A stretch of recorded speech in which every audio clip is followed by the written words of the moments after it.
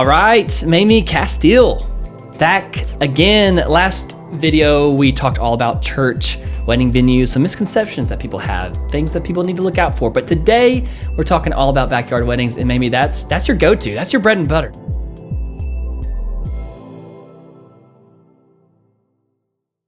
I love backyard weddings because I think they're so individualized to the couple, and they typically have, like, they know what they want, they know what they don't want. Right. And it's just about their day and their marriage. Yeah. And that's what I love about weddings. It's not so much of a performance. It's Yes. like they're getting married. Right. And that's so fun. It's more organic feeling, right? Yeah. It's just, it's not about what everybody else thinks of the day. You know? Right. And I love that aspect of it. I also just love a lot of the couples that I get. That's the type of event that they're having, and they just have a fun vibe, and I like that. So. Sure. Well, today we're talking about backyard weddings, if you didn't know. And this is the Wedding Venues official YouTube page. We have a lot of cinematic tours of these gorgeous, amazing, incredible wedding venues right now located in Central Alabama. We have over 10, but by this summer we're looking to have close to 30, which is going to be great. So be on the lookout for that if you're wanting to book a traditional wedding venue specifically in Central Alabama. But today we're talking about all about backyard weddings, which is not your typical venue. We did talk about church venues. Should you get married in a church? Should you not? It's about the tradition. It's about the emotions. There's a lot of things that go into that. There's a lot of rules and regulations you got to look out for. But today, backyard wedding. So there's a lot of reasons why it feels organic, it feels raw, it feels real, and people love that. So if you're considering a backyard wedding, which maybe you guys got married in was it your backyard or was it his backyard? Or it was some close friends of ours. Like, they're kind of like, okay, I call them our mentors. I don't know if they know that I call them that. It was their backyard. I want to know the full story. Excuse me. I'm like dying here. No. The full story is when we were dating, we had started getting dinner with them because we just kind of wanted to hang out with, like, an older couple that was, like, further along in a relationship. Just we felt like we needed that. That's a good. So, y'all take that tip. That's a good tip. Yeah. So we had started spending more time with them, just getting dinner at their house with their family. And then when we had to do premarital counseling, we were, like, tasked with going and asking a couple that had been married a certain amount of time a bunch of questions. So we used them. And then we were planning our wedding, and our budget was super limited, and we wanted it to be pretty small. And my husband was like, we should just ask the Baileys if we can use their backyard. And I said, no, we are not doing that. Okay. And he said, no, we're going to do that. And I said, no, we're not going to ask someone if we can just use their property for our wedding. And lo and behold, a few days later, he was like, hey, so we've been looking at venues and we can't really afford anything. And she was like, do you want to get married here? Yeah, you can do that. And he was like, great. That's awesome. That's how it worked out.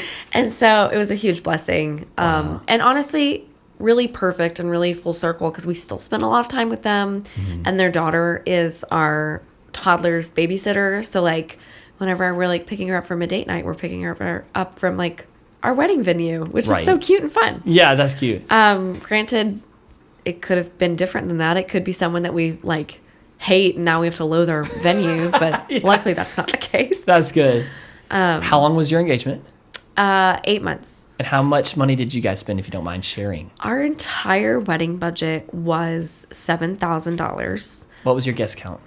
80. 80 people. Okay. I would have had it smaller, but my husband, 80 was, like, really small for him. So, like, really? He needed more people. I bet I would have been similar to him. Yes. 80 people. Yeah. That's not a lot of people.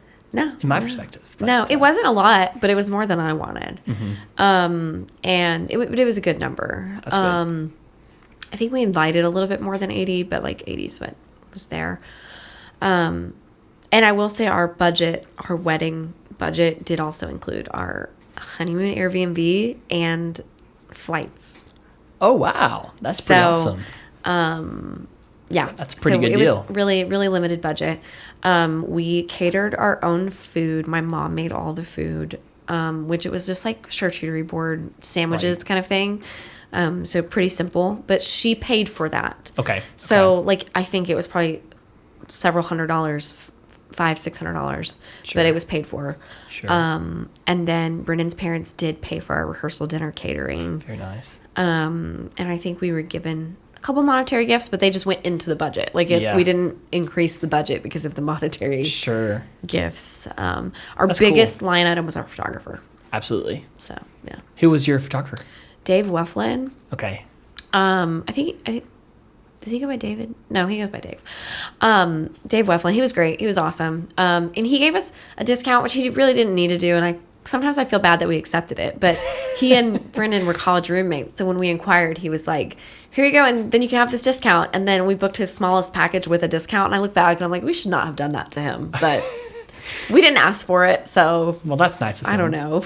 Very nice of him. I mean, if your vendors ever give you a discount, very nice. And feel free to tip if you want. But, you know. No, but he was great. And honestly, and that was our biggest line item. Everything else was really done ourselves. And that's a good point with backyard weddings. Oftentimes, the most expensive things might be, the catering and photography, right? Yeah. I mean, photography, flowers were pretty expensive. They weren't, though. But, like, in the budget that we had, the percentage they were a big chunk. Right. And then, honestly, we got a huge deal, too. I had a friend that I had worked with that was a coordinator. Okay. So she was our day of coordinator, and she threw in all of our table, chair, and linen rentals for free. Oh, wow. That's incredible. So, like, when I say we had a $7,000 budget, like, we got a bunch of blessings from other people. Absolutely. I want people to hear that because we do have a budget video, and you guys can go see it. It's an hour and 48 minutes long about how to budget for your wedding. Yeah. And the general range, at least in the Alabama, Tennessee areas, it's anywhere from $10,000 to $60,000 just for like average. Like I think the average is around $35,000. So expensive. And like general rule of thumb, which is always exceptions, but it's like whatever your guest count number is, add 2 zeros to that. So like you have 100 people, add 2 zeros, it's gonna be $10,000 on just a generalization. And you had 80 people, add 2 and 8,000. It's kind of a generalized thing, but there's always outliers. There's always people that you can definitely spend more. Yeah. But if you are wanting to spend less than $10,000, I want y'all to hear what Mayme said. She got a lot of things gifted, a lot of things free, a lot of things discounted. And so we had to manage a lot of expectations too. Like we had to cut things that weren't important. Like absolutely. And also my husband, he is a lighting director. At the time he was working for a company, and he got like cool lights that he wanted to set up around our like reception space. Oh yeah, those looked amazing. Those were free. That's cool. He just had to like coordinate them being picked up, and he got sound equipment for free from his company. They just were like, yeah, you can use it. Just get it back. And incredible. And then one of our other friends managed that equipment and set it up for us that day. So that's incredible. Tons of things that normally you would have to pay for out of pocket. Totally. We just luckily both work and had friends I had friends in weddings. Totally. He had friends in events. Totally. We had a friend that sang for our wedding that was free, right. But we did cut that's a lot. Blessing. We cut a lot of stuff. We didn't have alcohol because we didn't want to have to afford alcohol. Totally. I don't remember what else we didn't have. We didn't have a sit-down meal. We had sandwiches and... Okay. I mean, it was sit-down, but it wasn't like... We didn't cater food. It wasn't like a steak dinner or pasta or like... Yeah, I didn't have waiters heavy. Bringing food to the table And that'll add a lot to your bill if you do have that. Some people cut down on the list so that they can have a more intimate dinner or a better guest experience. Keep going, though. No, you're fine. Oh, you know what else I did to cut expense is I ordered my wedding dress from Etsy. Did you really? For how much? I think it was about $320. We got to show this on the video. You got to send me your favorite photo from y'all's wedding. We got to show your dress. Yeah, so what incredible. happened is I had like a vision for what I wanted, and I already knew the dress that I wanted, and I knew what I wanted to spend on it. And I found this Etsy account, and I was like, well, they have really good reviews, and I ordered it, and I was like, I had to like send money to like a Russian PayPal account, and I was like, oh, I am doomed. And then it came in the mail, and like honestly I should have gotten it altered, but it looked great and it was fine and it was what I wanted. Like it was I didn't have this crazy expectation. And so it was what I wanted, and I love it. And perfect. I kept it. And, it worked. So do you suggest that to other brides to do that? I've heard people have really mixed experiences. Okay. So it all depends. Yeah, I read a lot of reviews. I read, they had hundreds and hundreds of like good reviews. Good. Don't just go on Etsy and be like, that AI photo looks good. Let me do that. Right. That's good. I think it is a misconception that a backyard wedding is just going to be extremely cheap and extremely easy. It was not easy. And so in this video, I do want to talk about, it's kind of that concept that I think we all know. If you don't have money, you're gonna have to invest time. And if you don't have time, then you're gonna have to invest money. Yeah. It's just kind of, that's just life in general, right? Like if you want to cook at home, you're gonna have to spend the time to meal prep and cook. But then if you do have the luxury of going out to eat, or even hiring a private chef, which I don't know any friends who do that, but there are people that do that. Like it's just that kind of thing. If you want to do it yourself, the DIY stuff, it often does fall into the backyard weddings category. And according to the Knot and other resources, the low budget weddings right now are $10,000 to $25,000. However, you are the outlier, but most of the averages don't include a guest count that's less than 100. Micro weddings are in its own thing. So micro weddings can be less than 10K, but it's really about your vision and what you want. You said $7,000 or $8,000. Your Etsy dress, that's $300. All these things. But a few things that people don't think about with backyard weddings, when they want it to be cheap, they don't realize all the work that goes in. If you do have a large guest count of 150 people, you're gonna have to rent restrooms. That's a thing. Yeah. People don't realize that. Y'all didn't rent restrooms? Well, the house that we were at, they have like 3 bathrooms. So like it really would have been fine had we gone up. Our actual biggest issue is it almost rained the day of our wedding. Oh, okay. And this was my backup plan for rain. Okay. Nothing. My backup plan was to either get wet and do the ceremony outside, which my husband hated. Okay. But I was fine with the ceremony maybe. Did y'all jump into a pool after? We did. I thought that was y'all's wedding because I know I've seen a few photos like that, but I was like, I think I remember. We gotta show that photo too. No, we will. That was fun. That was honestly, it was so weird. We even like taught. I never commit to anything. I'm the worst. Okay. So I was like maybe, and then day of I was like yes. So it sounds like it was some spontaneous thing, but really what it was for like a month. I was like maybe. Yeah. But which, by the way, I will interject here that some venues that do have a pool do not allow you to jump into pools. Yeah, I mean, there's tons. You shouldn't have a pool if you can't swim in it. That's if dumb. You can't, yeah, they won't allow certain things around the pool and all these things because of liability things and whatever and whatnot. So when you're doing a backyard wedding with a friend, hey, that's a plus. You can just jump in the pool without any restrictions. There are tons be of careful doing it though, because one of Brennan's groomsmen landed on his head, so not the safest scenario. Right. And your dress, obviously, did you change into a different dress, or is it the same dress? It was our exit basically. Okay. We were wrapping. I wanted the night over at 8 p.m. Okay. So you get to your flight. So we had ceremony. We honestly had a long time just hanging out, spending time with people. And then when things started feeling boring and people were starting to leave, we were like, we're going to go jump in the pool and then we're going to go to our hotel. So, and we swam around for a while. We had a good time with the pool. We didn't just jump in and get out. We jumped in over and over and over again. My dress dry cleaned fine. Okay, good. It did just fine. Your $300 dress from Etsy. Yeah, it wouldn't have really mattered. Again, and you're only wearing it one time really, so, might as well. Yeah. That's where I was at. But I will say, so for example, if it would have rained, our backup plan was either ceremony outside in the pouring rain. My husband hated that idea. Or we were just going to do everything inside, in their living room. And then my day would have gone, they have a gorgeous home. Okay. Don't get me wrong. Okay. But my day would have gone from this aesthetic backyard wedding to a not aesthetic event. Right. And I had to be fine with that. Yes. And I was totally fine. If it would have rained and we would have had to do everything inside, I would have been totally okay with that. It would have been fine.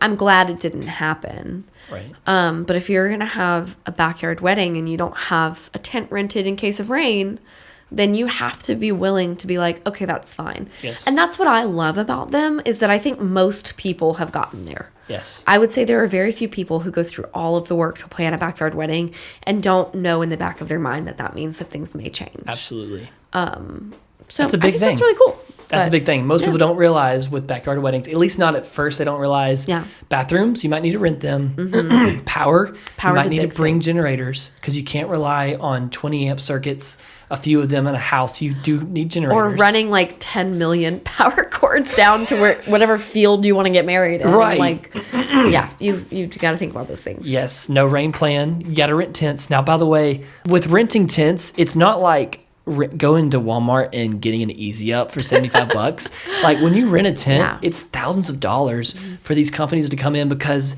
they're sturdy tents. They're built well, a lot of them, unless you're not renting from a reputable, company. But these tents, by the way, they cost thousands of dollars. So what happens is, also you said you got chairs and linens and all that for free. You got lighting for free. That was a blessing, and you're an outlier to these stats. Oh, but 100%, 100%. Restrooms can cost $1,000 or $2,000. A generator can cost $400 or $500 to rent.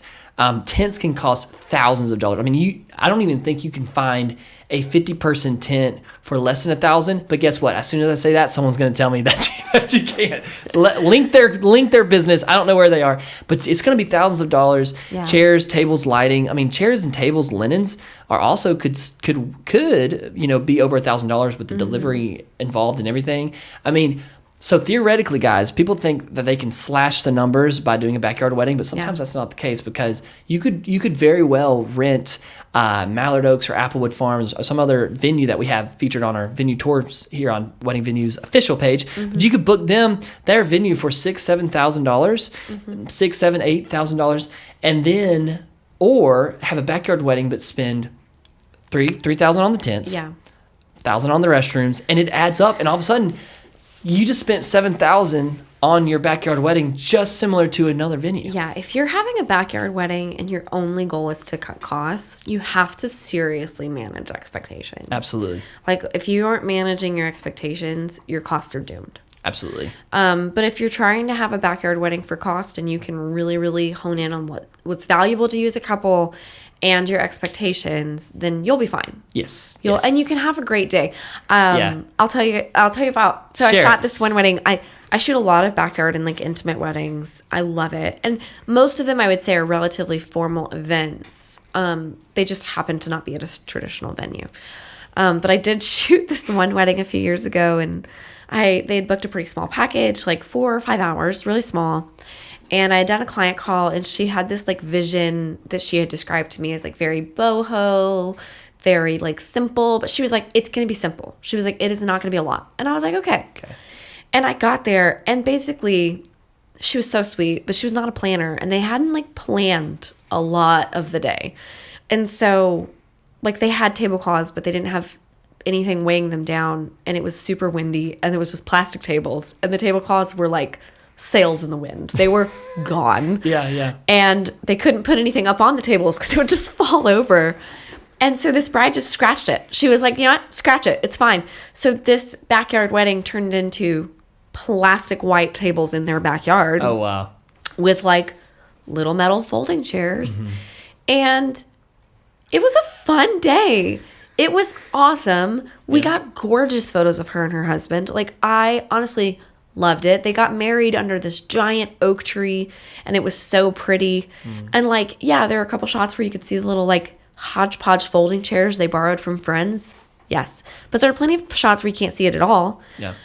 But if she had had the wrong photographer there, it would have literally looked like a pizza party, which is what it was. It became a pizza party. Which is its own aesthetic, yeah. But it was so fun. It was great. But had she tried to spend that couple $100 she had spent on the wedding, excluding me and the dress, if she had tried to spend that few $100s and then think she was going to have a 10K event, right, would not have been fun. She would have been miserable. But she was like grounded in reality and was like, I spent a couple $100 on this little thing. I don't care. Right. And that's awesome. I love that. That's good. I love that. So you're saying expectations is a huge thing, having the right expectations. Yeah, it's massive. That's good. Which I think that's something I love about backyard weddings is that there typically are slightly lower expectations. So the day can feel more like a day, and it doesn't like upset the bride or not that it matters if you get upset. I cried on my wedding day. My husband cried the day before our wedding day. We were stressed. We had put so much work into it, but there's just this joy of like when you're showing up to a wedding and you're just expecting it to be a fun day, but a normal lived day. Right. That's so fun. I love that. So. I think that's good for people to hear that there was a lot of stress, but there was a lot of intentionality into planning, and it came together well. Where on the contrary, sometimes brides still put plenty of effort into even a traditional venue and the stress and the time and the money. But some people, you can just relay. You get the luxury of relaying your vision to your planner and your venue. They make it happen, and you get to walk in and have it great. But it depends on your budget, your priorities, how much of a hand you want to have in everything. But what do you think is the biggest thing couples underestimate as far as backyard weddings? Like the biggest thing. Underestimate. I think, like I said, weather is a big thing. You think that's the biggest? Weather's huge. They just there's just this I always think assumption like it's that not going to rain be, on my. Yeah. They're like, it's going to be fine. And then the other thing is coordinator. You really need to have a day of coordinator if you don't want to be stressed. So like if you're fine being stressed, then that's on you. But if your Aunt Sally, who is type A, might stress you out more. I can't tell you how many times I've had like a backyard wedding. They're like, I put this aunt and she like loves her, and then that she like annoys the bride so much the whole day. Absolutely. So I think that it's an important cost as a coordinator. And some photographers are going to kind of like step in and fill that role. I don't like, I'll kind of keep you on track time wise, but like I'm not going to fill in as a coordinator. So. Yes. What are some of your favorite backyard weddings that you have shot? And why have they been so great? I really, really loved they're friends of ours at this point, but Mahalia and Ariel's wedding was a massive event, tons of planning. They probably had 200, 250 guests. Wow. And a backyard. Backyard. Almost said backyard. But it was like in a backyard that was like a giant field. Like this required so much planning. They had a custom made like dance floor, but they had like stained it themselves because they realized like for them to build it out ended up being cheaper than them to like rent one. They had a tent. They had a giant ceremony set up. They had like fabric draped from trees. It was stunning. It was really, really cool. And they did a really good job prioritizing what was important. Yeah.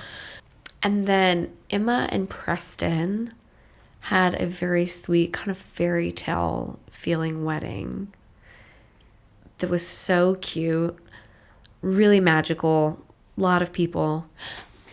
I thought of a good one. Okay. My first ever backyard wedding was this couple named Tracy and David. And this was in 2020. And it was in his grandparents' backyard. Okay. And when I tell you it was in the middle of nowhere, Alabama, middle of nowhere. And like I pulled into the driveway and I was like, I really need to quit doing this. I'm going to die one day. Like I'm going to be murdered in a driveway one day by someone who told me they were hiring me for a wedding. It was 2020, 2021. I had really only been shooting weddings for a couple years. Yeah. And I wasn't doing it full time. So like when I say I've been shooting weddings for a couple years, it's like I've done 1 or 2, 3 weddings a year for a couple years. And they were just getting ready and they were just vibing. And I was like, what is this? Like they were not on schedule. They had no plan. It was so laid back. It was just them and their grandparents and like each of their best friends. Okay. And then I walked out into the backyard and it was like perfectly rowed pine trees, like the stunning, perfect. They had put out like vintage furniture for like this setup. They had like these old rugs and it was so sweet. And then they did their ceremony. They were like crying. I think his grandfather did part of their ceremony, was like in a wheelchair. Oh, wow. They washed each other's feet. It was just really emotional. And there were like 10 people there. Wow. So nobody cared what was happening. Right. And then they served their guests dinner. They had made dinner earlier in the day, and then they served everyone's plates. Wow. And I was like, whoa, weddings can be so cool and unique and fun. Yeah. And I think that kicked it off. And actually that wedding then booked me other of those types of weddings, because in order for someone to know you can shoot like a backyard intimate wedding, they need to see that you're not just at venues. Sure. But and like, I'm in a weird place where like, I would never advertise like, oh, I love a budget bride, because as soon as I say that, someone's gonna DM me and they're just gonna only want a cheap price. It's not that. Right. But I'm all for couples not going into debt for their wedding day, like not going like off on a bad financial foot. Right. And I'm all for couples like knowing what's important to their values. Sure. And where they want to save money. So like, I've stayed at Airbnbs and hotels with the bridal party before. I've had groomsmen drive me to an airport at like 4:30 in the morning. Yeah. Like, just because I was picked up for some wedding where they don't have the budget to have a chauffeur. Like, you know, they don't have things like that. They're just getting married at some Airbnb on the beach. Right. So someone just comes and picks me up, and then I go with them, and like, it's fun. And I love that. It's really cool. I love that. I don't know if I answered the question. No, that's great. That's great. I mean, it's good for people to hear these stories that it can be done. And a lot of I think a lot of this has to come down to is guest count. That is a huge thing. Like there's just no way you can do a backyard. Well, you can do it you can do it with 250 people. Yeah. Because you said you have an example with 250 people. It's just not going to be intimate, because there's no way to have an intimate wedding with over 50 people. That one wasn't 80 intimate, people. and that one required tons of planning and work. And like, it was a multicultural wedding, so I think there's some differences in like the price, like the catering and things like that. Okay. We're not, you know, like I think they had like friends that own a bakery that were like making cakes, that kind of thing. Okay, right. So there are differences. And so to your point, yes, guest count and expectations. Yes. Because you just have to have realistic expectations. And I think most people do. Like, your vibe really is what sets the tone for that type of day. Right. And it's the same thing with like hiring a vendor. Like, if you're the kind of client that reaches out to me and I don't feel safe and comfortable, I am not going to agree to stay in a hotel room with your wedding party. Right. But like, if I can tell that you're a good, normal, down to earth person and we're getting along, then sure. Yeah. Like, if you want to be a bridezilla, you're not going to convince a photographer to stay the night with you. Totally. Talk about this, Mayme, how you've done a few of these backyard weddings where you were the most expensive vendor that they booked. Yeah. You know, like there's other things that you could really cut down prices on, but to get good photos, you're going to be paying a premium, at least a few thousand. I mean, there's just... And there's always exceptions. There's always a friend who can give a good discount, and y'all's photographer gave you guys a great discount, which is he was awesome. still really by far our most expensive line. And it's but he knocked like a few $100s off. Because photographers nowadays are $2,000 to $5,000 easy. Yeah. And beyond to infinity and beyond. Okay, talk about this. Why? How did it make you feel, and why do you think that was a good decision from him? And of course you were the photographer, so maybe I should be asking the couple this. Yeah, you probably should be asking the couple that question. But these photos were great. I would say, like, I am not showing up to your day to do one day of work. Like, if it's your wedding day, where I'm at right now, we've already had a consult call, which is free, but like, we've had a consult call. We've had a details meeting call, and those can take about an hour. Right. I've usually done some kind of back end work or prep, not like a ton, but a little bit. Then I show up to the day. I have to get there. I'm shooting it for 8, 10, whatever hours. Right. Pretty lax, honestly. And then I leave, and I have like 20 to 40 hours of editing to do. Right. And delivery and software that I have to pay for, because like, then I host your wedding on my website for like a year, and then when it expires, you email me and go, oh my gosh, what happened to my wedding photos? And I have to re-upload it for you to download it, because you never downloaded it the first time around. And that's not at anyone particular. I think that's happened like 5 times. Right. Where I'll be like, guys, you had 3 years. Yes. So all that to say, it's just, there's no way to, like, if you're hiring a good photographer, there's no way that they can cut costs down much more than they already are. Mm-hmm. And so now I have a very specific package that I currently have in my package system that's under $2,000, slightly, barely. Wow. Get it while it lasts, y'all. It's there for these clients. Okay. Because as I've grown, I've had to increase my pricing. Right.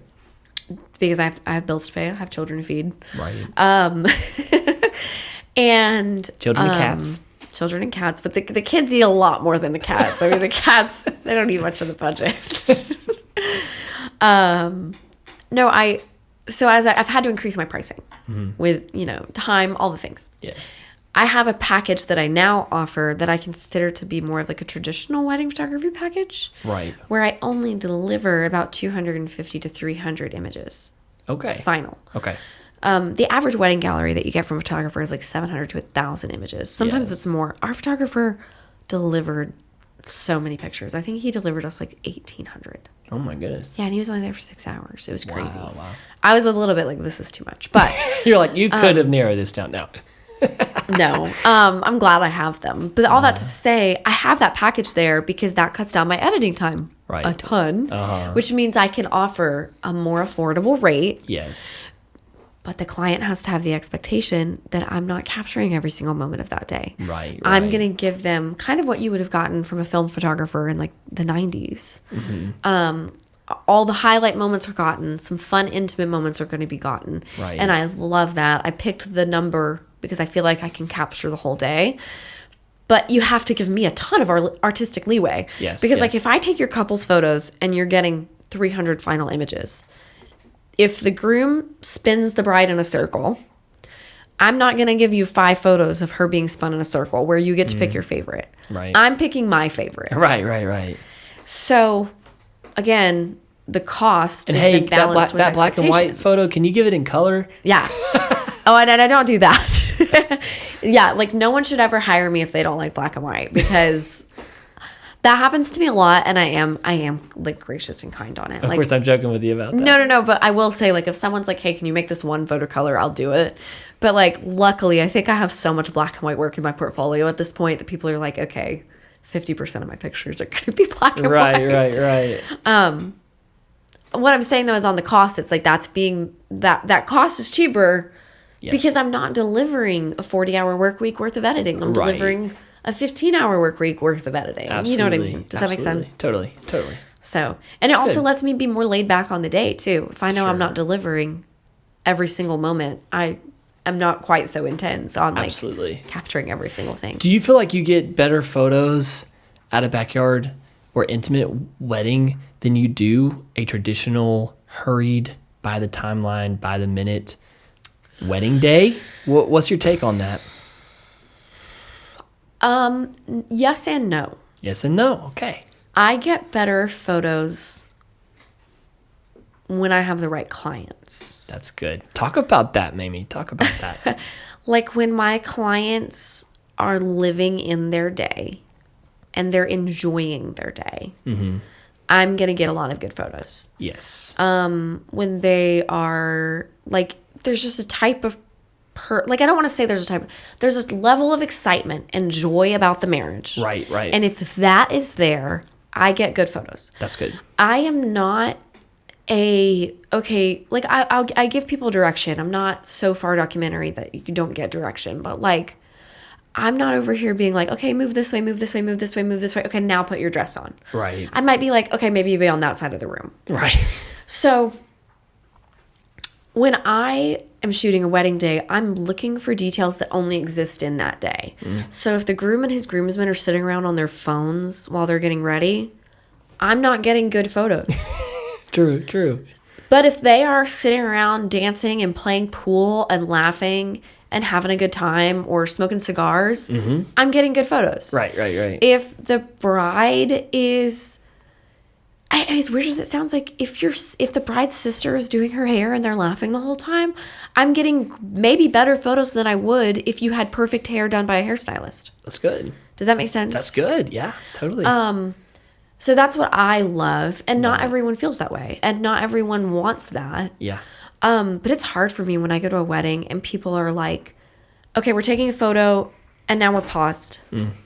Okay, are we taking another photo now? Right. Because I live in the in-between moments. Like, Yes. what I enjoy are the moments between the photos. That's good. Even when I'm doing couple shots, that's what I'm looking for. Yes. I think in some of the photos that I sent you, I have a couple that are like little kids. I will say this. There's one part of backyard weddings that does make them better. Okay, tell us. Children. Because they can run around, right? More and more weddings are cutting children from attendance. And I understand that, okay? Because I understand that children don't always behave. If you're having a black tie event, I get it. If you're having a lot of drinking, I get it. Backyard weddings, they tend not to have as much alcohol. They tend to be more or less formal. Like, just they're a little more relaxed, even if they're a nice event. Right.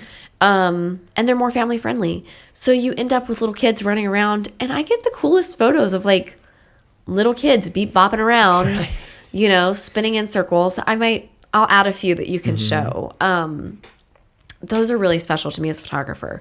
When children aren't at a wedding, there's like a level of magic that's missing from that day.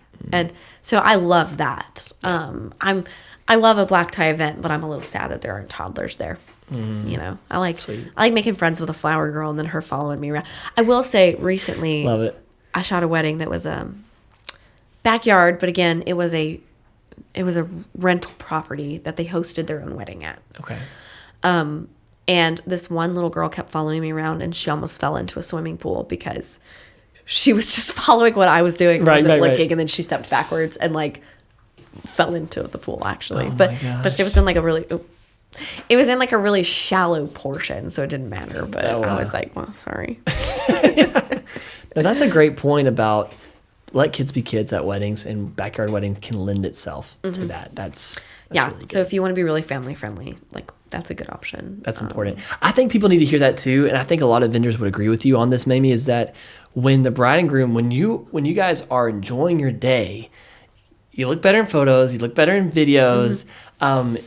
Everyone's able to do their job better. The planner's able to do their job better. The DJ's able to do there's so many times, so many DJs, when the bride and groom are just out there. Oh, yeah. They trust the DJ. The DJ knows my must plays or my playlist or whatever I gave him. And you know what? I'm just going to trust that he or she, going to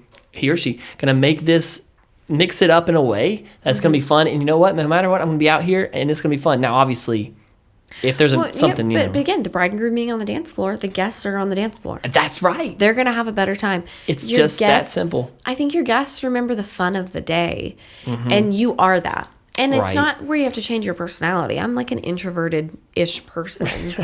But it's like the bride and the groom are the center point for the day. And it doesn't matter what your venue is. It doesn't matter what your flowers are.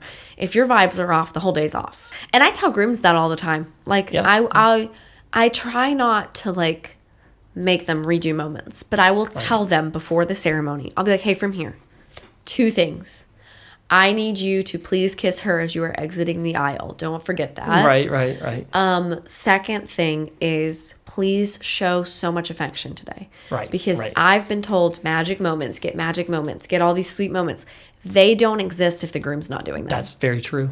Very true. If the groom, so there's a really sweet photo in one of the backyard wedding sets that I gave you of the bride and groom were listening to their toasts, and she was like crying, and he kissed her shoulder. It's a really sweet moment. Yeah. Wouldn't have existed if the groom would not have kissed his bride's shoulder. Right. I couldn't have gotten it. Absolutely. Like I can't, Sweet. I could be like, hey, kiss her shoulder right now. But I'm not going to do that. Exactly.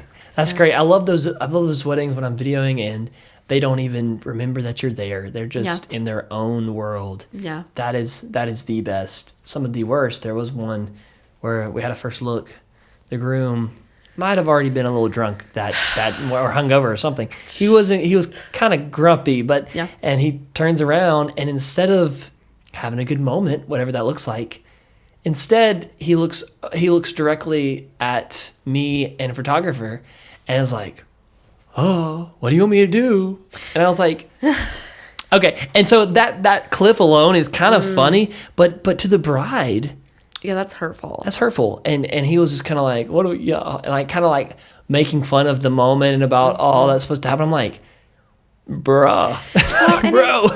It's one of those things where like some people don't want to be photographed and then they take that so serious. Like I've had tons of brides where they're like, today's going to be terrible. He hates being photographed. And it's great and fine because the husband is so excited to get married that they're like behaving and they're on it. Like they're like, whatever. There's a photographer involved. Yeah.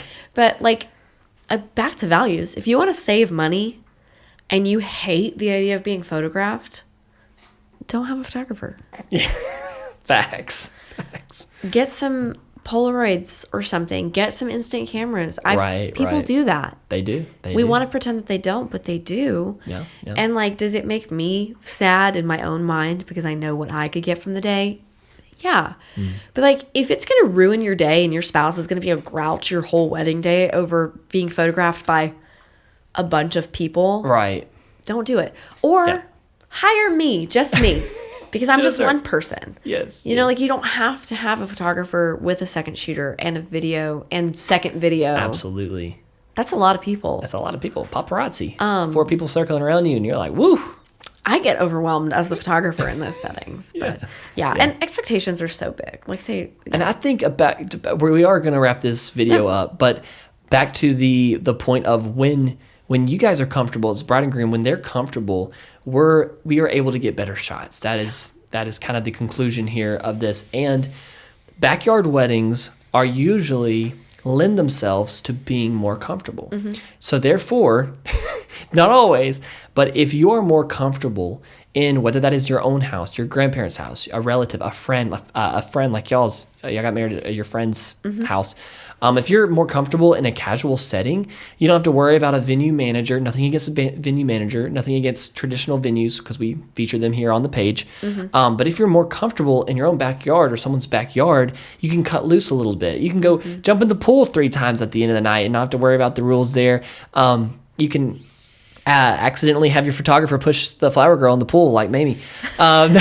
No, you can. There's just a lot less stress of what I can and cannot do sometimes with those rules and regulations.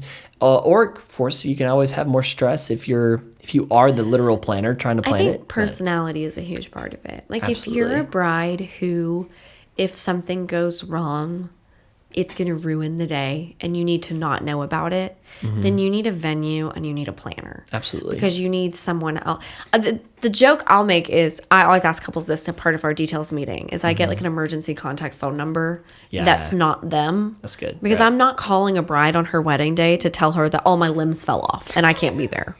Like, I'm not doing that. Right. So, but if you can't handle the concept that there are going to be people who will do that, and there are going to be things that do go wrong, you need buffer. You need as much buffer as possible. And you need to know things are still going to go wrong, but at least then there's buffer. Absolutely. But if you're someone who can be super go with the flow and it's fine, or even if you're not go with flow, you just know that, like, here's where the expectations are. This is what we can do. Absolutely. This is what we're capable of. We live in reality. Yes. You're going to be fine. Absolutely. You're going to be fine. I love that. Well, we are wrapping up this video. Mayme Castile, thank you so much for being on the channel. No, anytime.